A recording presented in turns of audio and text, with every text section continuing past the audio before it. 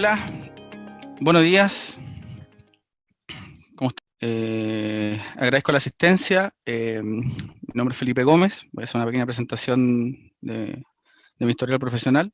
Soy ingeniero en conectividad de redes, tengo un diplomado en seguridad de la información, algunas certificaciones de la industria. Actualmente me desempeño como gerente de ciberdefensa en el Banco de Chile, en la división de ciberseguridad.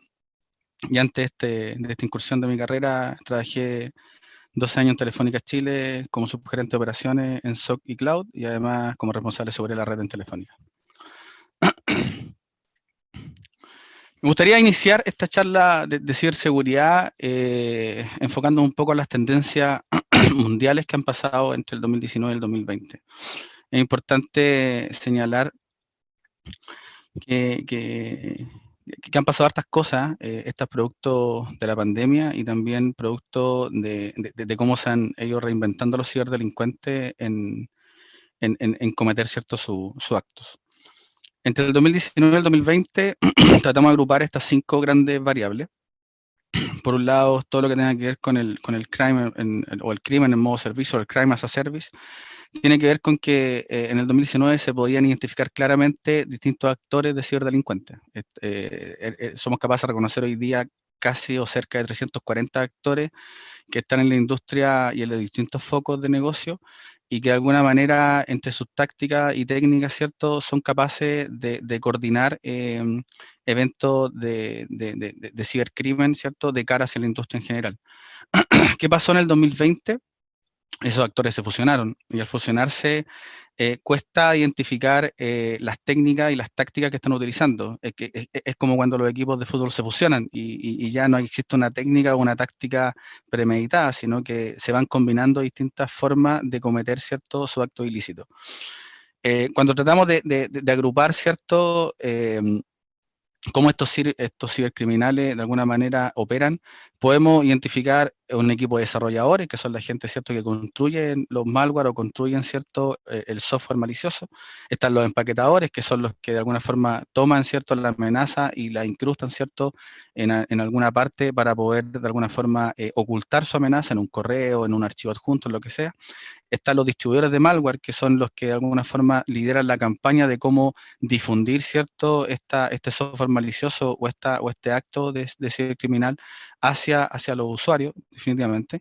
Están los equipos de Red Team, que de alguna manera se focalizan muchísimo más en la industria y tratan de buscar por dónde ingresar, ¿cierto?, hacia la empresa o hacia las corporaciones. Están los analistas de datos, que de alguna forma recopilan grandes volúmenes de información que los distintos ciberdelincuentes son capaces de reunir, ¿cierto?, en toda esta etapa. Están los equipos de soporte, que después de alguna manera se contactan o hacen de intermediario entre los usuarios afectados y los cibercriminales, independiente cuál sea cierto el acto o la técnica utilizada. Y están los equipos que lavan el dinero. Bueno, estos grupos, estos roles estaban antes en cada uno de los actores maliciosos. Hoy día están difuminados y cuesta mucho entender, insisto, cómo están operando. Eh, otro tipo de tendencia que me gustaría comentarles tiene que ver con el ransomware y la filtración. Es una mezcla perfecta. Cuando vimos el primer ransomware masivo en Chile en general o en el mundo, fue el famoso WannaCry. Después fue el Petya, pero el ransomware hoy día mutó. Y esa mutación que antes era este famoso gusano, ¿cierto?, que se propagaba rápidamente, más, ¿cierto?, el concepto de encriptación de datos, ahora tiene una nueva variable que tiene que ver con la filtración. ¿Qué es lo que hacen? Como ya las empresas están mucho más preparadas y están respaldando la información y al final del día que te encripten un servidor o un computador, se puede recuperar definitivamente con un respaldo, y a lo más va a haber una afectación, ¿cierto?, en términos de continuidad de negocio. Lo que añadieron los cibercriminales son, antes de activar, ¿cierto?, el ransomware, lo que están haciendo es capturar información, sacando grandes volúmenes de información de las empresas. El último caso fue una empresa focalizada en industria de alimentos, que bajo lo que se indica fueron sacados 3,5 gigas de información. El último dato, estamos hablando de 5 teras, estamos hablando de mucha información, y en ese sentido lo que hacen estos criminales, una vez que los equipos de analistas de datos, de los ciberdelincuentes, ¿cierto?, analizan información y le ponen un valor a la información, ellos son capaces, ¿cierto?, de activar el ransomware y después de eso, ¿cierto?, indican dos cosas. Primero, te puedo encriptar tu información si me pagas esta suma de dinero, y si no me pagas esta suma de dinero, lo que voy a hacer va a ser extorsionarte, ¿cierto?, mostrando esta información al mercado o vendiéndola definitivamente. Eso hace más complejo efectivamente atender una incidencia de estas características y por lo mismo también nos pone mucho más alerta en colocar los controles y las protecciones necesarias, ¿cierto?, para poder contrarrestar este tipo de amenazas. La infraestructura expuesta, perdón, avance una. La infraestructura expuesta tiene que ver con que hoy día, yo creo que a nivel mundial estamos full remoto. Yo creo que el escenario cambió, ya la tendencia al teletrabajo yo creo que llegó para quedarse, fue una aceleración el tema de la pandemia. Pero en términos prácticos, esto también le facilita la vida a los ciberdelincuentes. El que tengamos, por ejemplo, los escritorios remotos activos para que el computador pueda ser tomado desde fuera, el que tengamos una VPN, ¿cierto? Mucho más masiva, donde ya no solamente un grupo de usuarios tienen acceso a una conexión, sino que ya toda la empresa, ¿cierto?, puede tener el atributo de conectarse. Y así también poder exponer, ¿cierto?, los servicios de correo electrónico para que la gente pueda hacer uso de su correo fuera de la oficina, son algunos vectores de ataque, ¿cierto?, que están aprovechando estos ciberdelincuentes para efectivamente generar este tipo de amenazas. Además, está la explotación en base a lo mismo, en el aprovechamiento de arriba, ¿cierto?, de robo de credenciales, que creo que es una de las primeras técnicas o tácticas, ¿cierto?, que utilizan los ciberdelincuentes para hacer su trabajo. La criptominería también es una actividad que les voy a contar más adelante. Las botnets y los ataques en acción de servicio, hace 2 semanas atrás, perdón, 3 semanas atrás, tuvimos bastante amenaza en la industria en general en términos de negación de servicio. El último ataque importante fue en Nueva Zelanda, que dejaron una empresa financiera abajo por una semana. O sea, ustedes entenderán, ¿cierto?, que estos ataques generan mucho daño, sobre todo en términos de continuidad operativa y de daño reputacional. No así en la información, pero sí de daño reputacional. Y si la empresa obviamente está enfocalizada 100% al mundo digital, difícilmente, ¿cierto?, va a poder continuar con su negocio. Dado el escenario también, las campañas transversales de phishing son importantes que le demos una atención. Lo que están haciendo son focalizadas, ¿cierto?, en tratar de ocultar, ¿cierto?, información que es interesante para las personas, pero detrás de eso, ¿cierto?, sabemos que hay un fin malicioso. Y en términos prácticos, el phishing, el smishing y los troyanos bancarios en general, ¿cierto?, han proliferado muchísimo en la industria en general, y así también temas mucho más atingentes a lo que está pasando en términos de pandemia. Mapas de COVID, ¿cierto?, son phishing que llegan a la orden del día a nivel mundial, y también aquí en Chile enfocadamente, ¿cierto?, información referente en su minuto al 10% de la FP de Chile, y ahora con lo que anuncian nuevamente, ¿cierto?, va a venir la segunda campaña si esto sigue avanzando. Y lo otro importante, sobre todo que las empresas como las de ustedes, ¿cierto?, las pequeñas y medianas empresas han tenido que reenfocarse o realinear todo lo que tenga que ver, ¿cierto?, a su modelo de negocio, a llevarlo, ¿cierto?, a una industria mucho más digital. Esto también ha conllevado a que los ciberdelincuentes se van focalizando en cómo obtener mayor lucro, ¿cierto?, en términos de poder explotar ciertas brechas de seguridad que se están quedando en las tiendas virtuales, los portales de pago, y así también, ¿cierto?, en todo el ecosistema de la transferencia, ¿cierto?, para poder, insisto, cometer su acto malicioso. Es un poco un pequeño brochure de todo lo que está pasando en términos de tendencias mundiales en materia de ciberseguridad. Enfocando hoy día ya, ¿cierto?, a la charla que nos compete, me gustaría hablarle un poco de por qué hoy día tenemos que darle muchas ganas, mucho esfuerzo en materia de ciberseguridad a la pequeña y mediana empresa. Esto tiene que ver con que los ciberdelincuentes, ¿cierto?, se focalizan muchísimo en esto. Y la razón tiene que ver con que las grandes organizaciones yo creo que están un poco más preparadas. O sea, tienen sistemas de seguridad avanzados, han hecho grandes volúmenes de inversión, ¿cierto?, en materia de ciberseguridad, y así también tienen gente alineada y dentro de las organizaciones, ¿cierto?, no en modalidad de servicios, sino que dentro de las organizaciones trabajando de cara en materia de ciberseguridad. Por lo tanto, esto de cara a los ciberdelincuentes, ¿cierto?, requiere un mayor esfuerzo para poder, ¿cierto?, generar una brecha o explotar una amenaza, requiere de mayor tecnología, mayor poder de cómputo, ¿cierto?, para poder desarrollar, ¿cierto?, su acto malicioso, y además requiere una mayor planificación.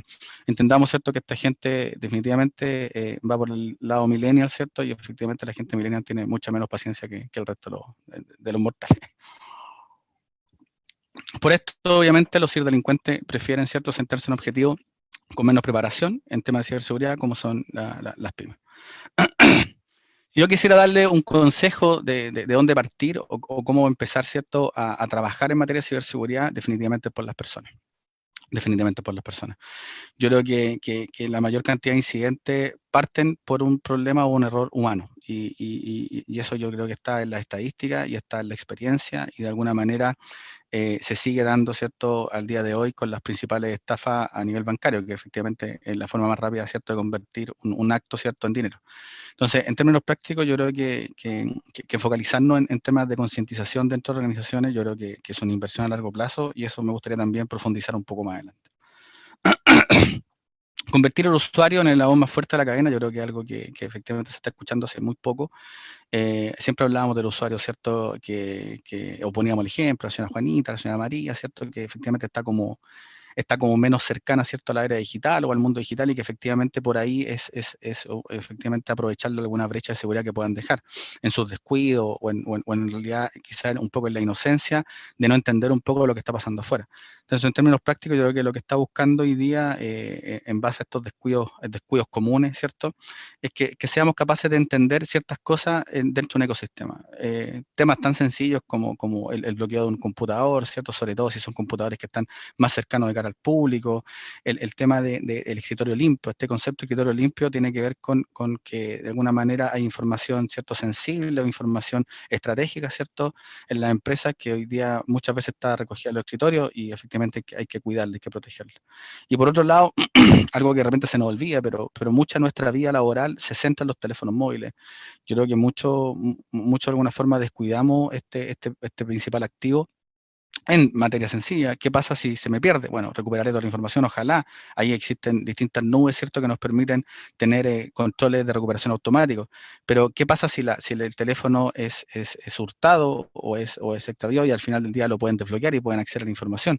Está toda una vida ahí, contactos, teléfonos, documentos, archivos, fotografías. Yo creo que es importante que de alguna forma le den atención y que de alguna forma entiendan, ¿cierto?, que es bueno separar la vida personal de la vida profesional. Yo creo que todos le compartimos nuestro teléfono a nuestros hijos, ¿cierto? Ahí está un teléfono y ellos ya también saben instalar aplicaciones. Yo creo que ese tipo de cosas hoy día tenemos que empezar a dar un recuerdo. Invirtamos un poco, tengamos un teléfono diferenciado entre lo laboral y lo personal y yo creo que vamos a estar mucho más tranquilos de las distintas amenazas que se pueden generar por esa línea. Voy a ir muy por encima de esta charla, después puedo contestar las preguntas más precisas, más técnicas que ustedes tienen conveniente, pero me gustaría de alguna forma ser capaces de abordar todo el público que nos está escuchando. Por lo tanto, yo creo que lo importante acá, que siempre entendamos que la seguridad o la seguridad efectiva o la ciberseguridad efectiva tiene que ver con determinar o empujar o ayudar, ¿cierto?, a que el comportamiento de las personas sea acorde a lo que estamos buscando. Convertamos al usuario como en el eslabón más fuerte, puede ser, sí, pero eso depende de nosotros donde invirtamos. Aquí es importante quiero hacer un resumen de todas las amenazas que podemos tener. Hay temas de ingeniería social enfocalizados, ¿cierto?, de cara a los usuarios. Una llamada inteligente, ¿cierto?, que haga un ciberdelincuente puede obtener información muy rica en términos de información sensible a la empresa. Proteger adecuadamente, ¿cierto?, las estaciones de trabajo, los endpoints, tienen que ver con que invirtamos, ¿cierto?, en productos que nos permitan no solamente protegernos, sino que también tener una mirada de lo que está ocurriendo. O sea, instalar un antivirus, por ejemplo, desatendido, yo creo que es bueno, pero instalar un antivirus, por ejemplo, que esté controlado, gestionado de forma unificada, donde yo me esté enterando de lo que está pasando en cada uno de los equipos de forma centralizada y me pueda permitir tomar acciones, yo creo que es lo adecuado y de alguna manera es lo que debiese perseguir, ¿cierto?, un crecimiento en materia de ciberseguridad. Entender el tema de si bien es cierto, estamos mucho más abiertos, ¿cierto?, a que la gente pueda conectarse con la transformación digital, y la transformación digital definitivamente está en Internet. Eso no quita, ¿cierto?, que nosotros colocamos algunos controles dentro de nuestras organizaciones que nos permitan filtrar o impedir, ¿cierto?, que cierto contenido malicioso o ciertas páginas, por ejemplo, que están categorizadas como maliciosas, no puedan ser accedidas, ¿cierto?, desde mi red interna y tampoco desde mi usuario. Eso es importante que de alguna manera atendamos ese tipo de cosas. Para eso hay una serie de componentes. Existe también seguridad low cost. Hay hartos posts y postcards, ¿cierto?, dedicados a este concepto de seguridad low cost y ahí les recomiendo que efectivamente se instruyan, lean y que de alguna manera vayan decidiendo, ¿cierto?, por qué línea abordar. Pero definitivamente yo creo que las recomendaciones aquí deben invertir en ciberseguridad, no solamente en tecnología, sino de que también en concientizar a sus usuarios. El tema de los controles físicos a veces se nos olvida mucho, pero créanme que muchas empresas están dedicadas hoy día a crecer en base al espionaje. Entonces, no nos gustaría, ¿cierto?, que vaya un cliente haciéndose pasar por un cliente legítimo y que de alguna forma esté buscando obtener información de mi exitazo, de mi negocio o de lo que estoy haciendo o cómo la estoy rompiendo en el mercado. Creo que es importante que esa información la cuiden y así como las grandes empresas se protegen en materia de espionaje, ustedes también. O sea, es fácil, ¿cierto?, colocar algunos controles. Una persona que siempre está acompañada, un cliente, ¿cierto?, lo dejo en la oficina hasta que lo atienda alguien de mi equipo y después lo dejo en la puerta hasta que salga, ¿cierto?, a la oficina. Son ese tipo de cosas que creo que a veces se nos olvida y por ser un poco más light, ¿cierto?, en la atención o dar una buena sensación, ¿cierto?, de cordialidad, no lo hacemos. Pero yo les sugiero que efectivamente lo que está pasando afuera que lo empiecen a hacer. Y por otro lado, el tema de los smartphones que les comentaba, creo que, insisto, es relevante. Hay algunas aplicaciones que nos permiten tener mayor control y lo otro, tengamos una vida personal y laboral diferenciada. Yo sé que es incómodo tener dos teléfonos. Hay teléfonos que tienen doble SIM, pero el teléfono sigue siendo el mismo. Acá lo que les sugiero es que tengan un teléfono laboral con todas sus cosas y con todas las protecciones necesarias y un teléfono personal para lo que es personal. Principales técnicas, yo creo que vamos a hablar de tres técnicas que son básicas y que no me canso de repetir la vez que puedo, insisto, los ciberdelincuentes buscan la forma más fácil y con menos esfuerzo, ¿cierto?, de poder lograr su objetivo. Y el phishing sigue siendo y va a seguir siendo, ¿cierto?, la principal forma de poder acceder, ¿cierto?, al primer ataque de reconocimiento. ¿Por qué? Porque en realidad ya estoy con algo metido, ¿cierto?, dentro del computador de las personas. Lo puedo invitar a hacer un clic, lo puedo invitar a descargar una aplicación, a dar doble clic sobre un archivo, lo puedo invitar a que se dirija a alguna URL y esa URL, ¿cierto?, descargue contenido malicioso. O sea, hay una serie de formas, ¿cierto?, de que de alguna forma este phishing, de alguna forma, logre su objetivo. Hay phishing que son del tipo APT, que son amenazas persistentes y dedicadas y enfocadas a una industria, y hay phishing tradicional, ¿cierto?, que, como el nombre lo dicen, a lo que se pueda pescar dentro de lo que se mandó. Otra técnica que se está utilizando muchísimo, sobre todo en época de pandemia, es el phishing, que es como el phishing, pero focalizado a llamadas telefónicas, ¿cierto?, que se hacen pasar por un ejecutivo de una cuenta, por un cliente o por alguna persona que requiere algo, pero definitivamente lo que busca, ¿cierto?, es tocar esa fibra, ¿cierto?, que permite, ¿cierto?, generar una apertura de la puerta y que de alguna manera sigamos entregando información. También muy atento a eso, sobre todo a los números desconocidos. Hay algunas aplicaciones que ustedes les permiten instalar, ojalá ocupen las de pago, que les permite de alguna manera reconocer ese teléfono desconocido y etiquetarlo.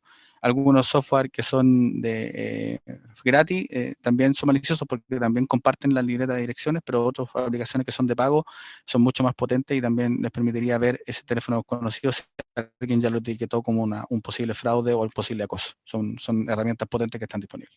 Y por último, el smishing, que son SMS. Yo creo que la industria es un tema que al principio estaba muy de boga cuando llegó WhatsApp y llegó WhatsApp para quedarse. Definitivamente las estafas por el phishing empezaron a decaer, pero hoy día nuevamente empezaron a revivir, ¿cierto?, a reflotar, dado que la gente sigue ocupando el smishing, o sea, el SMS propiamente tal, y también la gente adulta, ¿cierto?, sigue ocupando el SMS como uno de los canales de chat, ¿cierto?, preferidos. Consecuencia de una mala preparación en materia de ciberseguridad, yo creo que es importante, temas de fraude, creo que todos hemos estado cerca con algún amigo o de nosotros, ¿cierto?, quizás afectados o posibles afectados, ¿cierto?, en materia de fraude.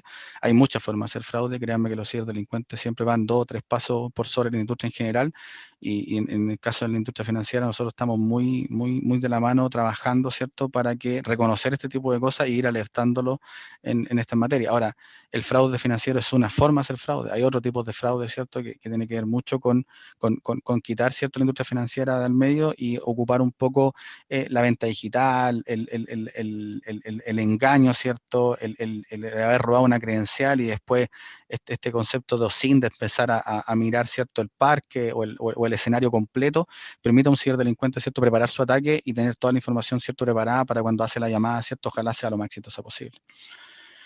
Tema de extorsión, como les comentaba, es un tema hoy día que está en la punta del iceberg. El crecimiento a nivel de extorsión ha crecido muchísimo, por sobre el 300% del mismo trimestre del año pasado.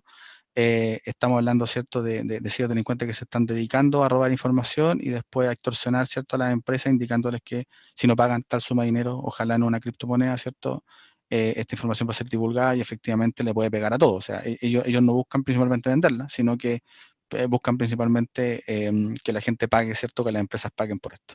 Ahora, existe todo un equipo de analítica que ve cuánto vale tu empresa para que efectivamente le pongan un precio justo a lo que te robaron. Eso es importante también que lo señalen.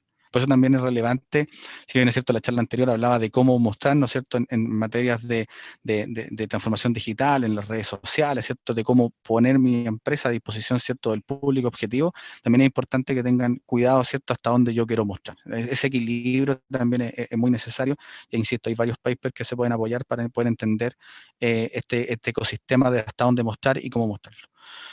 El espionaje informático. Hay espionaje en vivo, físico, que la gente se traslada, ¿cierto?, físicamente a los lugares, y también está el espionaje ya más tecnológico, ¿cierto?, más enfocado, ¿cierto?, a detrás de un equipo y que de alguna manera también pone en riesgo mis nuevas ideas, pone en riesgo mi lista de contactos, pone en riesgo, por ejemplo, información de mis clientes, temas de facturación, que insisto, son relevantes para cuando un atacante, ¿cierto?, compromete una empresa y después quiere buscar todo el ecosistema. Yo creo que también es importante a ustedes que den ese tipo de atención.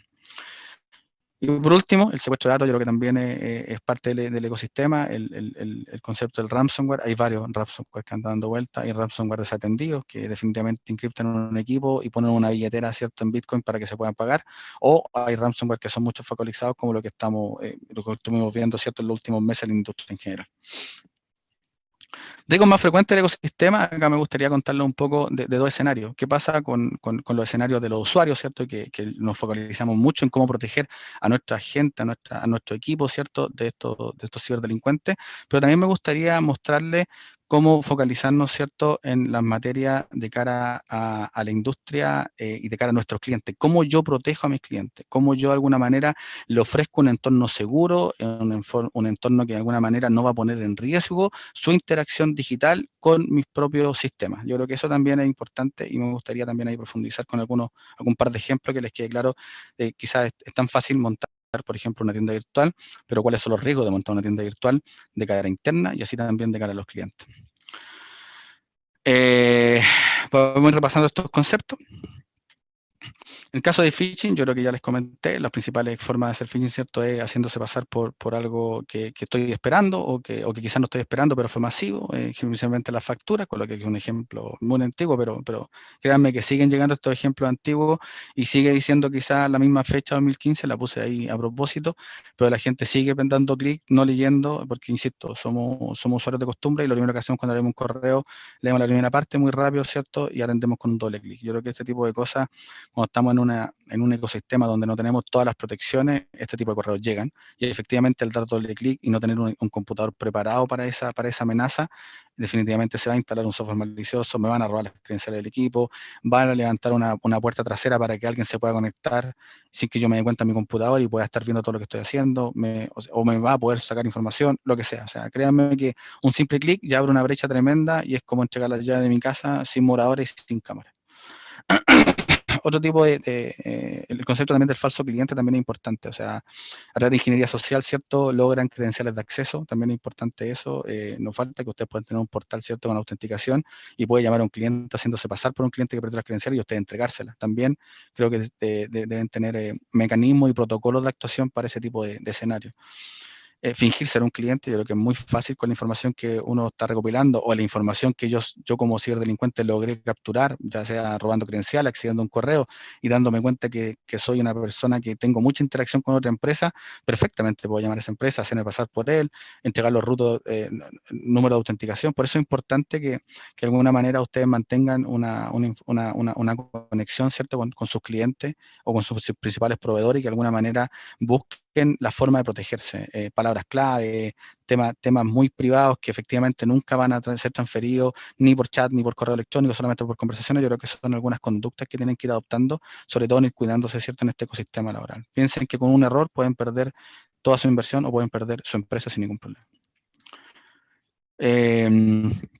el hombre en el medio, este concepto de hacerse pasar por un cliente y decir en realidad, oye, por favor, tuve problemas con mi banco, deposítame este otro banco, sé, por ejemplo, que estamos transfiriendo este producto, sé que te debo esta plata, o sé que en realidad ya te despaché, mira, está llegando el camión, por favor, transfíreme luego porque tengo problemas en la cuenta, etcétera. Ese tipo de cosas son llamadas que son a diario en la industria en general, que no necesitan el banco ahí como actor cierto intermediario para poder cometer estos ilícitos.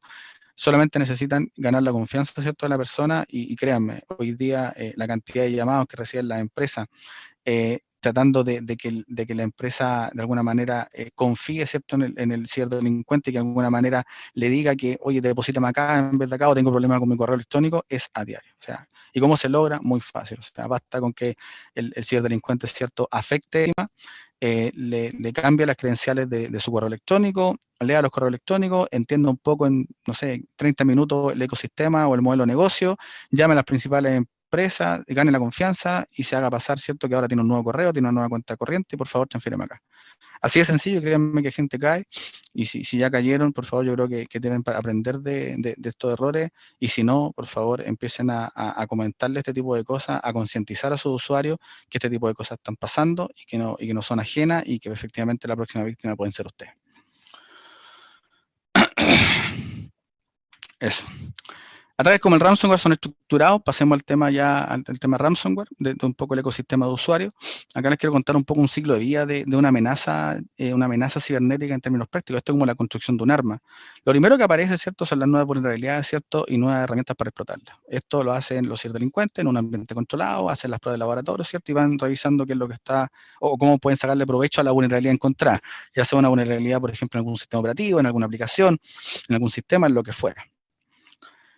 Prueban las herramientas fuera del laboratorio, empiezan a hacer pruebas, ¿cierto?, muy controladas con algunos usuarios, ojalá que no se propague la amenaza para que efectivamente puedan sacarle provecho.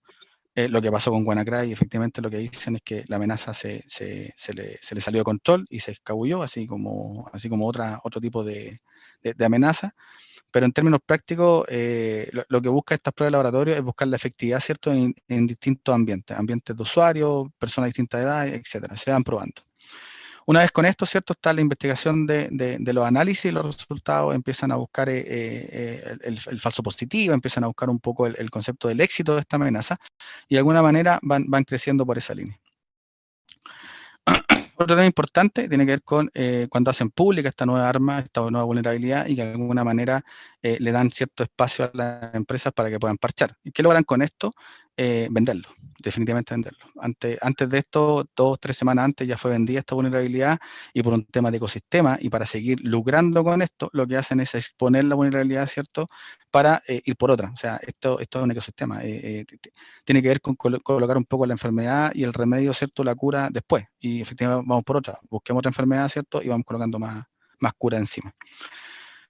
Lo que hacen los desarrolladores, ¿cierto?, los cibercriminales definitivamente toman estas vulnerabilidades, las compran y desarrollan, ¿cierto?, código o piezas de software para aprovechar la vulnerabilidad. De alguna manera, cómo yo aprovecho, ¿cierto?, esta brecha de seguridad que encontré para ocultar, ¿cierto?, mi amenaza y poder sacarle provecho como yo quiera. Y lo último ya es cuando masifican las herramientas, ¿cierto? Empiezan a hacer lucro sobre ellas y ya los cibercriminales, ¿cierto?, empiezan a explotarla definitivamente.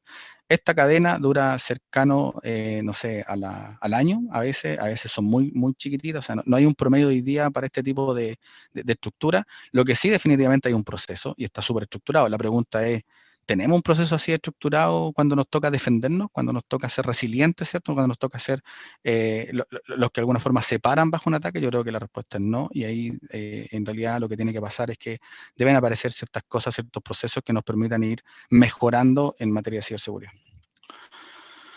Redes sociales, creo que, bueno, yo creo que Jaime nos dio una cátedra, ¿cierto?, de las redes sociales, me tocó escucharla varios minutos, muy potente lo que estaba comentando, pero acá desde el punto de vista de ciberseguridad me gustaría contarle un poco los beneficios que tienen que ver con mayor acceso a los clientes, ¿cierto?, mayor interacción con los usuarios, distintas opiniones de producto y servicio. Él decía efectivamente que me permitían tener interacción entre los usuarios, ¿cierto?, era muy potente y eso es beneficioso, ¿cierto?, de cara a lo que yo quiero seguir mejorando, de un concepto de mejora continua.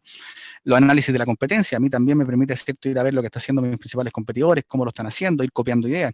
Comparación de opiniones, ¿cierto? Y qué están diciendo mis clientes, qué están diciendo los clientes de mi competencia, mejorar en materia de reputación y definitivamente mejorar si lo estoy haciendo bien, ¿cierto? En términos de imagen. Yo creo que esos son los principales beneficios de las redes sociales. ¿Cuáles son los riesgos? Así como yo miro, los demás miran. O sea, también hay un monitoreo, ¿cierto?, de nuestra competencia, de lo que nosotros estamos haciendo. También hay fuga de trabajadores y de talento. Yo creo que al final del día, hoy día, en estos ecosistemas mucho más versátiles, las empresas, o sea, perdón, las personas hacen las empresas. Y perder un talento, ¿cierto?, a veces nos duele. Entonces, en términos prácticos, yo creo que también es importante ir protegiéndolo, ¿cierto?, en esta misma materia. Daño en la imagen, definitivamente, ¿cierto?, un mal post, un error ortográfico, problemas, por ejemplo, en términos de entregar información no validada, o que el chico que está responsable de las redes sociales se confundió de post y cortó, pegó mal. O sea, son cosas que definitivamente hay que controlarlas, y también el daño a la imagen es muy, muy cercano. Posibles intrusiones, cuando hablamos de redes sociales, tenemos todas las redes sociales disponibles, ¿cierto? Y para autenticarse requieren tener mecanismos para poder conectarse. También es importante que cuiden esas credenciales, porque no nos gustaría, ¿cierto?, que alguien esté atendiendo mi red social por mí y que efectivamente esté sacando un mal provecho de eso, quizás contando a los usuarios por debajo, quizás contándoles, por ejemplo, lo mal que mi producto, desprestigiándome. Creo que son temas que tienen que atender. Y acceso a información, ¿cierto?, a personas no autorizadas, también es importante que lo controlen de manera de que tengamos una correcta cadena de custodia, ¿cierto?, de las credenciales y de todo el acceso que yo estoy creando. ¿Ya?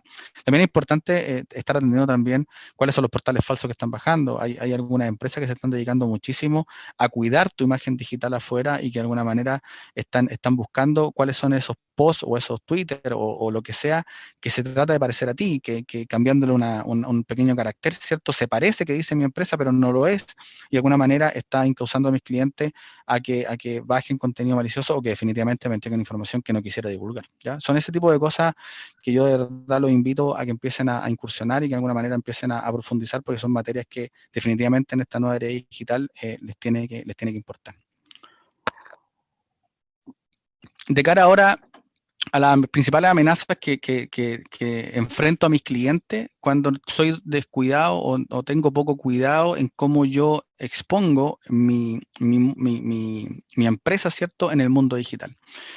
O sea, todos tenemos servidores web, ¿cierto? Todos de alguna manera estamos yendo, ¿no es cierto?, al concepto de ojalá pago digital o tener estas tiendas virtuales o estos carritos de compra, etcétera. Así también estoy guardando información que, si bien es cierto, creo que está segura de mis clientes, sus tarjetas de crédito, sus números de codificación, el famoso CBB y un montón de cosas. Eso es importante también que entendamos que tenemos que darle un cuidado adicional y que tenemos que preocuparnos muchísimo de cómo yo expongo esta información. ¿Qué es un malware minero? El malware minero yo creo que es una de las técnicas más recientes que buscan los ciberdelincuentes para cambiar un poco el uno a uno, ¿cierto?, de esta nueva moneda virtual con respecto a, ojalá, a la moneda de cambio que es el dólar. Al principio el Bitcoin era uno a uno, hoy día estamos hablando de un Bitcoin cuesta $2.000, hasta ese minuto llegó. ¿Y cómo se logra esto? Cambiándole efectivamente su peso, donde ellos lanzan una cantidad limitada, ¿cierto?, de criptomonedas, y la gente empieza a luchar, ¿cierto?, por hacerse de esa moneda. Está el Bitcoin, yo creo que el más famoso, también está el Monero, que es una de las principales monedas hoy día virtuales que están utilizando los ciberdelincuentes para poder hacer el lavado de dinero. Pero, ¿qué ganan estas empresas para que de alguna manera los ciberdelincuentes se están focalizando en esto? Que no gastan nada, efectivamente lo que hacen es vulnerar un sitio web, colocarle una pieza de software, y cada usuario que se conecte, por ejemplo, esta es una forma, cada usuario que se conecte empieza a ocuparse procesamiento de este sistema operativo del usuario, ¿cierto?, para poder generar algunos hatch.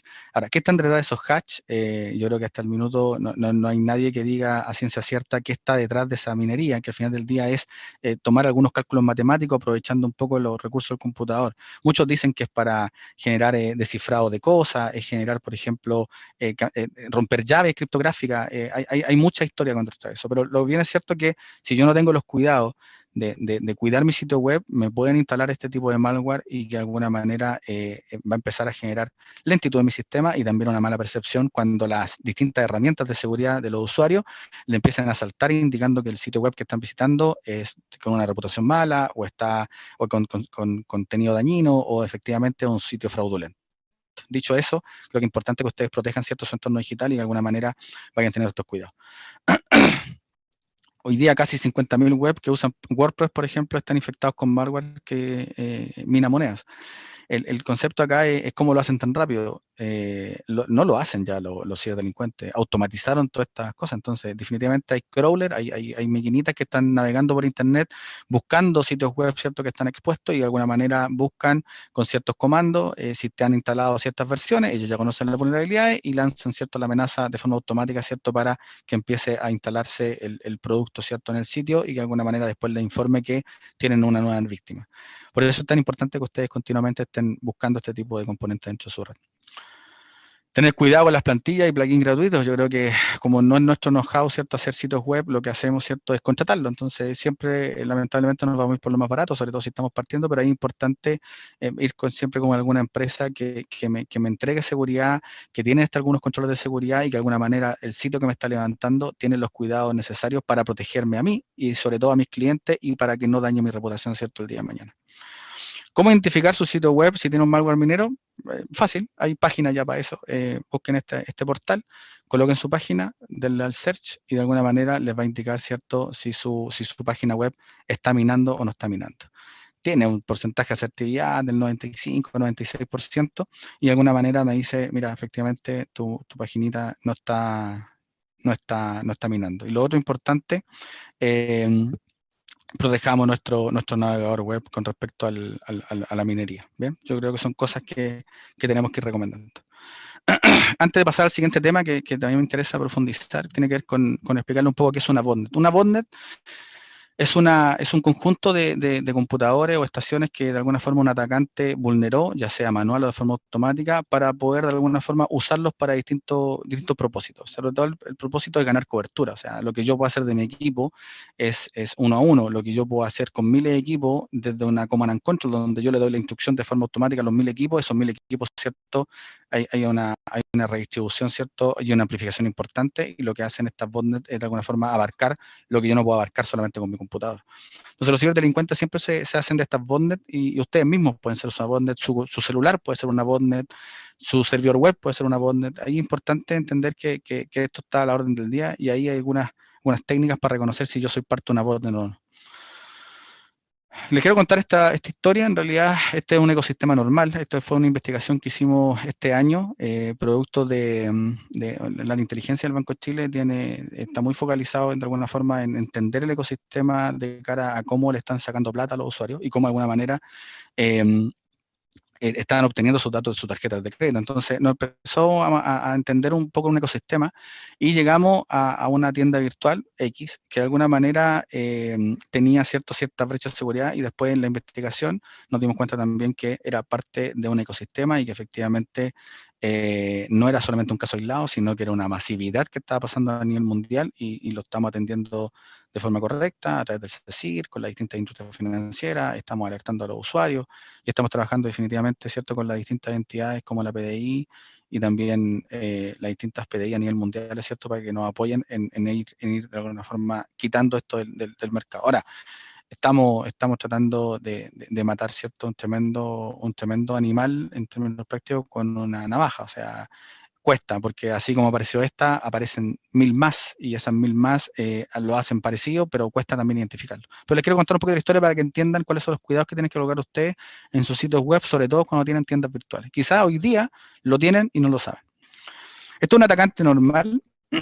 Este atacante lo que hace, envía ciertas instrucciones a través de su command and control. La command and control es la que está de alguna forma manejando todas estas bots o estas maquinitas, ¿cierto?, que están infectadas. Y estas bots lo que hacen es buscar en todo el parque internet, en todas sus direcciones públicas, ¿cierto?, distintas deficiencias. En este caso se identifican algunas deficiencias en WordPress, por eso les puse el ejemplo. Y esas deficiencias en WordPress, lo que se buscaba, ¿cierto?, era alguna tienda virtual que estaba construido de cierta forma donde se ocupaban alguna librería referente a WordPress. Lo que hace la botnet, no el atacante, la botnet infecta el sitio. O sea, ya conoce cómo infectarlo, ya conoce cómo de alguna forma aprovechar esa vulnerabilidad e infecta, ¿cierto?, el sitio web. Una vez que pasa eso, la botnet, ¿cierto?, envía las credenciales de la base de datos a la command and control. O sea, lo que hace el sitio a través del portal web es capaz de vulnerar, ¿cierto?, la base de datos. Y en base a eso, rompe las credenciales y manda todo lo que pueda mandar, ¿cierto?, a esta command and control para que el ciberdelincuente tenga información. Después de eso, lo que hace el ciberdelincuente, ¿cierto? O esta bot notifica el sitio vulnerable, ¿cierto? Al monitor para que todos la granja, que no estamos hablando de una persona que hace este trabajo, sino que hay empresas de ciberdelincuentes detrás. Cuando hablamos de un actor malicioso, no hablamos de una persona, hablamos de grupos, a veces dicen estados reconocidos, ¿cierto? En términos de gente que se dedica a hacer esto. Entonces, en términos prácticos, avisa, ¿cierto? Al monitor del sitio. Y de alguna forma el monitor del sitio, ¿cierto? Carga a través con las credenciales, un montón de cosas, carga esta pieza de software, ¿cierto? Que queda incrustada en el código de la página web y que no se ve.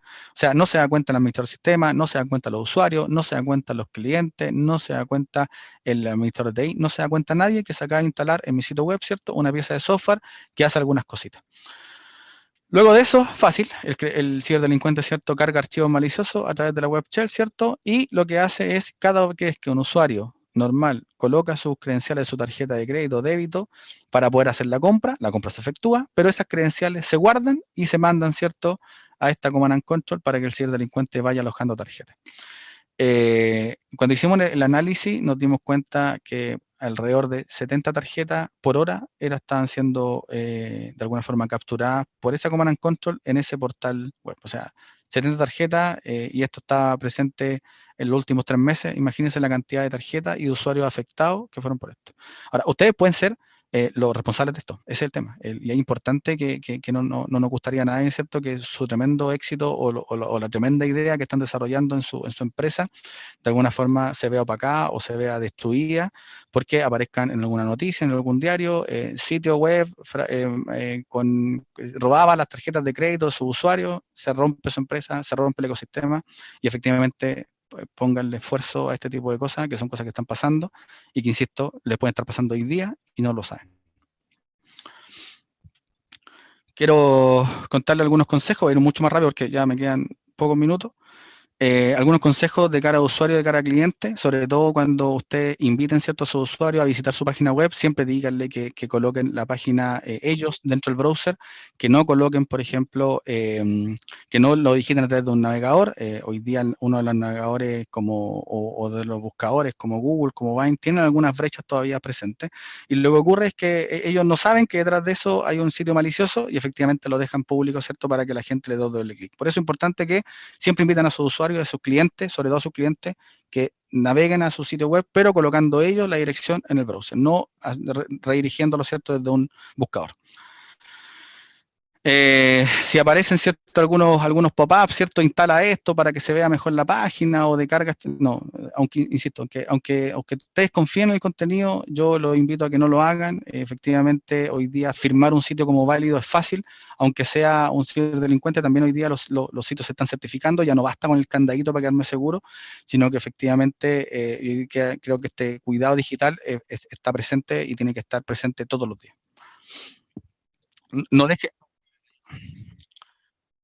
No dejen las contraseñas guardadas en el navegador, yo creo que es fácil hacerlo, pero insisto, hay campañas que llegan por phishing, hoy día hay un malware que se llama Emotet, y ese malware lo que hace es quitarte todas las credenciales que puedas tener guardadas en tu equipo y las que sigas digitando en tu equipo. Entonces, en base a eso, la recomendación es no guardar nunca una contraseña en tu navegador. Recomendaciones que debes dar a tus clientes, cómo hacer las compras online, se los comentaba, que no dejen guardar las contraseñas en el navegador, que digiten ellos derechamente, ¿cierto?, la página web en su navegador, y además que de alguna manera siempre estén validando, ¿cierto?, que la información que le están pidiendo es la necesaria y nunca más información de lo que le están pidiendo a ustedes. ¿Bien? Quizá ahí también es importante que ustedes dejen algunas recomendaciones como parte en los detalles, ¿cierto?, de su browser, indicando cuál va a ser el método de pago y cuáles son los pasos a seguir que va a pedir su método de pago para orientar al usuario que cuando eso se rompa o cambie, también estén muy presentes con lo que está ocurriendo. Buenas pautas de seguridad en redes sociales, crear un documento de crisis, yo creo que es algo que les recomiendo hacer. Siempre es importante cuando pase algo, tener preparado qué podría responder. Pensar en caliente yo creo que nunca es bueno, y cuando uno prepara este tipo de comunicado, independiente de que no haya pasado nada, pero tenerlo listo para poder sacarlo y darlo a conocer, creo que es lo más asertivo. Se lo recomiendo, crear un comunicado siempre de cualquier daño reputacional o cualquier cosa que pueda pasar con usted en materia de ciberseguridad. Tener cuidado con la información privada de los empleados, esto es importante. Colocar, por ejemplo, el cargo, ese tipo de cosas, yo creo que mucha gente en LinkedIn lo hace, pero también les sugiero que tengan algunas políticas de cómo quieren que su gente, ¿cierto?, publique ese tipo de cosas y ojalá darlas a conocer antes de contratarlos. Yo creo que eso también es relevante, sobre todo en estos engaños a través de ingeniería social. Y recibir información constante de amenaza y también atenderla. Recibir una auditoría de OSINT, que es esta información pública, ¿cierto?, de fuente abierta, creo que es importante. Hay algunas empresas de nicho que hacen este tipo de empresas y lo que hacen estas empresas son buscar cómo está su huella digital, su imagen digital expuesta hacia afuera. Y hace un barrido completo y creo que se van a siempre sorprender de lo que son capaces de encontrar a través de esta herramienta que es solamente Internet y buscar de forma asertiva, ¿cierto?, información vinculada a su empresa. Creo que es importante que la den atención y también podrían partir por ahí derechamente de cómo seguir trabajando en materia de ciberseguridad. Recomendaciones de cara a los usuarios internos, uso seguro de redes Wi-Fi, creo que es importante que el tema de la conexión, esta red abierta, creo que son temas importantes que tienen que siempre reforzar, esto de materia de concientización. Uso seguro del correo electrónico también, no conectarse a su correo electrónico, ¿cierto?, desde fuente abierta o de red abierta. Práctica de navegación segura, siempre privilegien, ¿cierto?, navegadores que estén actualizados y que de alguna forma tengan todas las políticas de navegación y seguridad, ¿cierto?, activas. Gestión e identificación de virus y malware, insisto, tener un antivirus es recomendado, tener un antivirus atendido, ¿cierto?, y gestionado y centralizado, yo creo que es la buena práctica que tienen que buscar. Gestión de contraseña, yo creo que es importante también que entreguen concientización de cara a cómo gestionar la contraseña de sus usuarios. Mantener vivo el manual de crisis, si bien es cierto, uno lo puede construir, dejarlo ahí guardado, ¿cierto? Siempre es importante estar reforzándolo, siempre es tan importante de reconocer quién es el vocero, quién va a hablar, quién no va a hablar, quién va a dar una entrevista, etcétera. Son cosas que tienen que estar preparados y atendidas. Clasificar y gestionar la información, creo que es importante. Hoy día, insisto, es súper fácil que todos tengan información a todos, pero también cuando las empresas empiezan a crecer, es muy difícil después ordenarlo al final. Entonces, si parten ordenados, si parten con este tipo de cosas claras, creo que es mucho más fácil que el éxito de su empresa, ¿cierto?, sea materializado. Borrado seguro de información, cuando entregamos un notebook, ¿cierto?, cuando reutilizamos un notebook, cuando derechamente, ¿cierto?, cambiamos un equipo, también es importante que tengan algunas políticas de borrado seguro. Bien. Control y gestión del uso de dispositivos USB. Hoy día ya creo que el uso de los USB va a la decadencia, ¿cierto? Pero también es importante que la gente lo siga ocupando y ahí también hay algunas nubes que me permiten entregar mayores controles de seguridad. ¿Por qué el USB? Porque sigue siendo, insisto, el principal método de infección de los equipos a través de los puertos USB. Definir y atender la seguridad en dispositivos móviles, la recomendación que le di hace un ratito, y parchar y actualizar los sistemas de aplicaciones, yo creo que también es algo que no puedo dejar pasar. Siempre utilicen software licenciado, siempre utilicen software ojalá de pago, eso les va a asegurar en realidad que de alguna manera no hay detrás una amenaza que está oculta y que se hace pasar, ¿cierto?, como parte de la aplicación.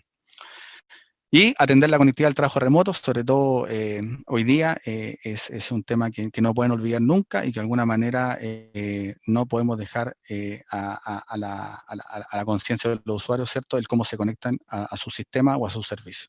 Los tengo que orientar, los tengo que capacitar y me tengo que seguir preocupando quizá a diario de qué está pasando con mi usuario. El concepto de la cuenta concurrente, ¿qué pasa cuando un usuario se conecta 2 veces, ¿cierto?, por distintos dispositivos a la misma vez? Eso es raro, eso se tiene que atender, no se puede dejar sin una gestión. Bien, hay hartas cosas más, insisto, hay hartos posts que ustedes pueden seguir navegando de cómo entregar una atención remota o dar un servicio de gestión remota seguro.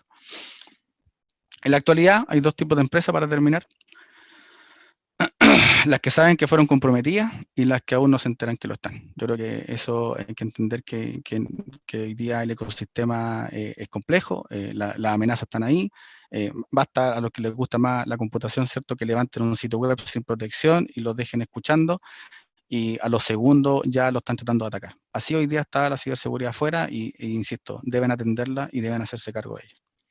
La máxima seguridad es tu comprensión de la realidad. Es una frase que alguna vez la leí por ahí y yo creo que es necesario sobre todo de cara a concientizar a los usuarios internos. Concienticen a sus usuarios, yo creo que es rentable y sobre todo los que van a ganar son ustedes como dueños de su empresa. Muchas gracias. Dejo ahí, entiendo que hay algunas preguntas, me gustaría ir contestándolas antes de terminar la charla. Primera pregunta de Juan Torres, ¿cuál es el significado de los ataques tipo ransomware? ¿Cuál es el significado? Un ransomware es un ataque que busca principalmente a través de una pieza de software incrustarse, ¿cierto?, dentro de un sistema operativo y de alguna manera empieza a a cifrar los datos. Cifrar los datos le inyecta un código que es único y que solamente los ciberdelincuentes lo conocen, para colocarle un valor distinto a cada uno de los archivos adentro, y de alguna manera el archivo quede inutilizable. La única forma de poder de alguna manera hacerse nuevamente propio del archivo es pagando para que te entreguen esa llave y que de alguna manera vuelva a correr el proceso de descifrado automáticamente. Un ejemplo que les quiero dar: una empresa tenía muchos controles en términos de respaldar de información, y respaldaban con un disco duro externo. Les llegó un ransomware al servidor, se encriptaron todos los datos, y el disco externo se encriptó, porque era parte de la unidad, es cierto, que estaba en el sistema operativo. Entonces ahí la recomendación es, cuando respalden, quiten la unidad, ¿cierto?, para que no sea parte del cifrado y la encriptación de los discos. Andrés, ¿se recomienda no guardar información delicada como claves bancarias en el celular? Sí, yo creo que es una recomendación súper válida. Siempre, de hecho, los mismos bancos hoy día están quitando la opción de que en la propia aplicación se guarde la credencial. Antes estaba disponible, hoy día yo creo que ya todos los bancos modificaron su apps, y hoy día ya no es posible guardar la credencial. Luis Cortés, ¿cuáles son los antivirus más confiables? Hay muchos, yo creo que hay más de 500 antivirus. Insisto, cualquier antivirus que esté bien utilizado, que esté con el software base, con el sistema operativo actualizado, bien gestionado, y con un usuario concientizado, yo creo que es suficiente. Hay antivirus de próxima generación que se llaman EDR, por ejemplo, que no solamente están buscando el patrón o un malware que se esté moviendo, sino que de alguna forma ve un comportamiento anómalo con respecto a una acción de un usuario, y de alguna manera ya están conteniendo. No les voy a dar marcas, pero hay muchísimas en el mercado, insisto. Hay una página que se llama Virus Total, que también la podrían consultar, y que de alguna manera ahí aparecen todos los antivirus que de alguna manera tienen mayor éxito en la tasa de hallazgo. Entonces, quizás por ahí podrían buscar un buen filtro y poder asociarse, ¿cierto?, a una línea antivirus. Otra pregunta de Luis Cortés: además del phishing y el mitching, ¿existen otras técnicas para sacar información de las víctimas? Claro que sí. O sea, piensen que el phishing, el smishing o el bitching lo que busca es tener el primer acceso, la primera interacción con la víctima. Después de eso, hay muchas formas de obtener información o robar información. Si fuese un phishing, y ese phishing, por ejemplo, lo que es un correo electrónico que solamente te invita a digitar o a pinchar un browser o un link, ese link lo que te puede llevar, ¿cierto?, es a un sitio malicioso, y ese sitio malicioso hacerte creer, por ejemplo, que estás, no sé, en la interfaz de OWA de Microsoft, y te está pidiendo que coloques tus credenciales porque si no van a expirar, ¿cachai? Ese tipo de cosas, lo que busca después el ciberdelincuente es capturar tus credenciales y después te redirige al sitio con las credenciales válidas. Entonces te das cuenta que efectivamente fuiste a un sitio fraudulento, pero lo que sí lo que sí pasó es que te robaron las credenciales, y de ahí en adelante ya accedieron a tu correo electrónico por afuera, y de alguna manera están viendo toda tu información y con quién interactúa. Después se pueden hacer pasar hasta por ti, llamando a la mesa de ayuda, pueden bajar algún documento. Piensen toda la información que hay valiosa en sus correos electrónicos, y estos ciberdelincuentes ya lo conocen y tienen claro cómo buscar en su correo electrónico para buscar información valiosa. Angélica Baeza pregunta: ¿cuál es la incidencia del daño informático al interior de la empresa? ¿Existe alguna medida de prevención? A ver, cuando hablamos de un daño informático en una empresa, sobre todo en el área digital, hablamos de que rompe la continuidad de negocio. O sea, y la rompe. O sea, el que no me permita abrir, el que no me permita, por ejemplo, entregar un servicio, el que no me permita acceder a mi información, definitivamente causa un caos dentro de la organización. Lo que es importante es que ustedes tengan, aparte de los manuales de crisis, para que ustedes sean capaces de enfrentar un posible daño reputacional o lo que fuese, también tengan manuales de crisis de tener un plan de continuidad de negocio. ¿Cómo atender mi negocio, por ejemplo, con computadores? Hay empresas, por ejemplo, que han decidido tener computadores en la bodega, y cada cierto tiempo los sacan, los actualizan y los vuelven a guardar. Y cuando pase algo, poder sacar esos computadores y poder acceder a la información. Hay empresas que han focalizado su esfuerzo definitivamente en tener todo en la nube, y cuando tienen todo en la nube ya no tienen información local. Hay empresas que se han ido al entorno virtual definitivamente, así ya no tengo sistema operativo dentro de mi organización. Hay empresas que se han dedicado a tener tanto y más mecanismos de control como lo tiene una industria madura, teniendo, por ejemplo, una gestión centralizada, una gestión de parches centralizada, indicadores de riesgo. O sea, insisto, va a depender cuánto valor en su empresa, a cuánto de alguna forma inviertan en materia de ciberseguridad. Piensen que no es una pérdida de plata, es una inversión, es contratar un seguro, y ese seguro se llama hoy día ciberseguridad.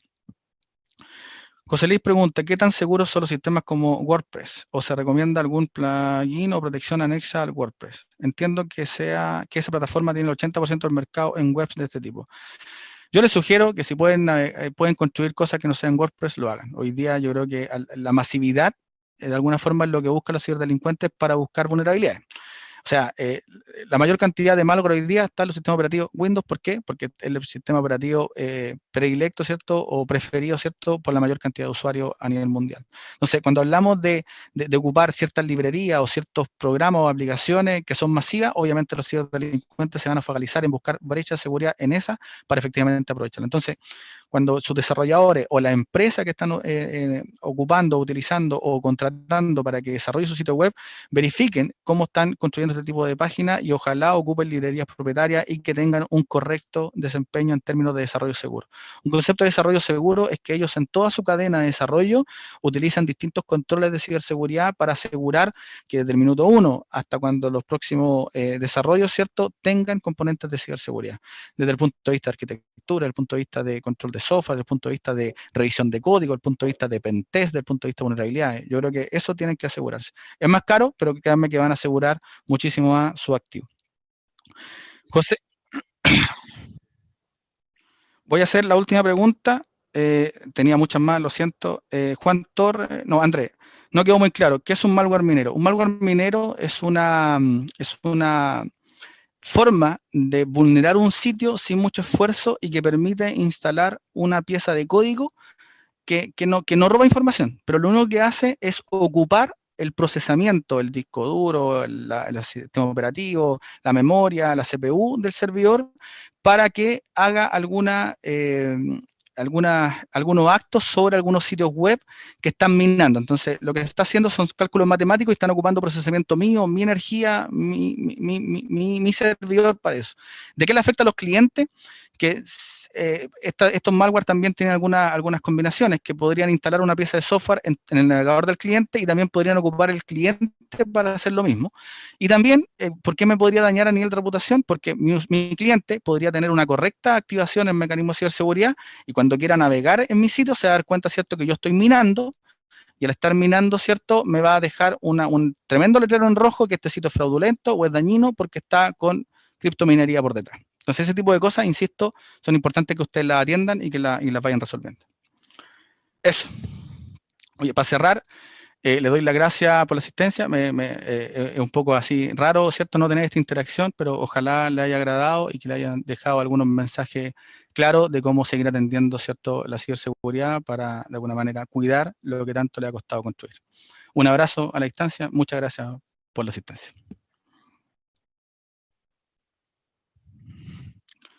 Dejo con ustedes a Paula Aguilera Mardones, quien va a presentar una charla relacionada con Crece Mujer Emprendedora.